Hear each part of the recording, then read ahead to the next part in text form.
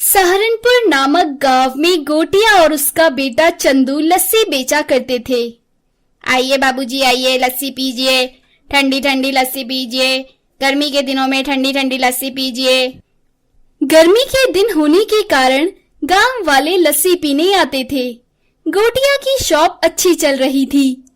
कुछ दिन बाद गोटिया की दुकान के सामने बच्चा राम नाम के एक व्यक्ति ने लस्सी की दुकान खोल ली। उससे गोटिया को लस्सी के काम में घाटा होने लगा। एक दिन चंदू गोटिया से बोला, पापा, हमने जब शुरुआत में लस्सी की दुकान खोली थी तो हमें बड़ा मुनाफा होता था, पर ये बच्चा राम ने हमारे सामने मुकाबला करने के लिए लस्सी की शॉप खोल दी और ठीक हमारे सामने खोली है, जिससे हमारा धंधा चौपट हो गया है। गोटिया बोला, देखो बेटा, कोई भी इंसान कोई भी व्यापार खोल सकता है। उसके व्यापार के बारे में ना सोचकर हमें अपने व्यापार पर ध्यान लगाना चाहिए कि हम अपने व्यापार को आगे कैसे बढ़ाएं।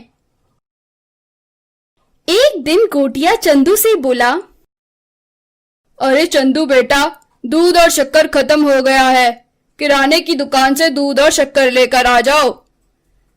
तब चंदू किराने की दुकान पर गया और बोला, पप्पू अंकल, 1 किलो दूध और 1 किलो शक्कर देना। पप्पू दुकान वाला बोला, अरे बेटा, दूध और शक्कर दोनों खत्म है, तुम कल लेने आना, मैं तुम्हें कल देता हूँ। चंदू अपने पापा के पास आकर बोला, पापा, दूध और शक्कर खत्म हो गया है, कल मिलेगा। गोटिया बोला, बेटा, अगर कल दूध और शक्कर नहीं मिला तो व्यापार मंद पड़ जाएगा, इसलिए अगर कल पप्पू की दुकान पर दूध और शक्कर ना मिले तो किसी और दुकान से ले आना, पर लेकर जरूर आ जाना। अगले दिन चंदू किराने की दुकान पर गया और बोला, अंकल, दूध और शक्कर देना। पप्पू दुकान वाला बोला, अरे बेटा, अभी एक आदमी सारा दूध और शक्कर ले गया है। चंदू बोला, ठीक है, मैं दूसरी दुकान से ले आता हूँ। ऐसा कहकर वो दूसरी दुकान पर गया। वहां पर भी दूध और शक्कर ना मिलने पर उसने गांव की हर दुकान पर जाकर पूछा। उसे कहीं भी दूध और शक्कर ना मिलने के कारण वो परेशान हो गया। वो अपने पापा के पास गया और बोला, पापा, गांव की हर दुकान पर दूध और शक्कर खत्म हो गया है, किसी भी दुकान पर दूध और शक्कर नहीं बचा है। गोटिया बोला, अरे ऐसा कैसे हो सकता है, सारी दुकानों में दूध और शक्कर नहीं है, दाल में जरूर कुछ काला है, कल पता करना पड़ेगा। अगले दिन वो दोनों पेड़ के पीछे से दुकान पर देखने लगे। उन्होंने देखा बच्चा राम सारी दुकानों से दूध और शक्कर खरीदकर अपने घर में छुपाकर रख रहा है।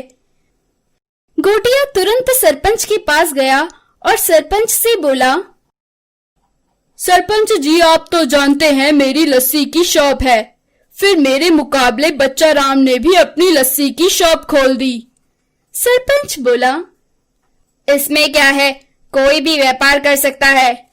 गोटिया बोला, परंतु सरपंच जी, बच्चा राम सारी दुकानों से दूध और शक्कर जमा कर रहा है, जिससे मुझे व्यापार करने में परेशानी हो रही है।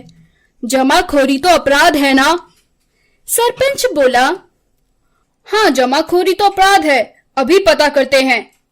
ऐसा कहकर वो बच्चा राम के घर पर गए। बच्चा राम बोला, आइए आइए सरपंच जी, आइए। सरपंच बोला, तुम सभी दुकानों से दूध और शक्कर जमा कर रहे हो, ऐसा मुझे शिकायत आई है। बच्चा राम बोला, ये गोटिया बड़ा दुष्ट है, मेरा व्यापार उसके व्यापार से ज्यादा अच्छा चल रहा है ना, इसलिए वो मेरे ऊपर लांछन लगा रहा है। तभी चंदू बोला, अच्छा ऐसा है तो चलो तुम्हारे घर की तलाशी लेते हैं। बच्चा राम बोला, तुम कौन होते हो मेरे घर की तलाशी लेने वाले? कोई भी मेरे घर की तलाशी नहीं ले सकता। सरपंच बोला, यहाँ पर न्याय की बात है, मैं सरपंच होने के नाते तुम्हारे घर की तलाशी देने का आदेश देता हूँ, तुम्हारे घर के अंदर चेक करना है। ऐसा कहकर वो बच्चा राम के घर की तलाशी लेते हैं। उन्हें वहां ढेर सारा शक्कर की बोरी और दूध की कैन मिलती हैं। सरपंच बोला, बच्चा राम, तुम तो एक धोखेबाज इंसान हो। मैं तुम्हारा लस्सी बेचने की दुकान का लाइसेंस बंद करता हूँ।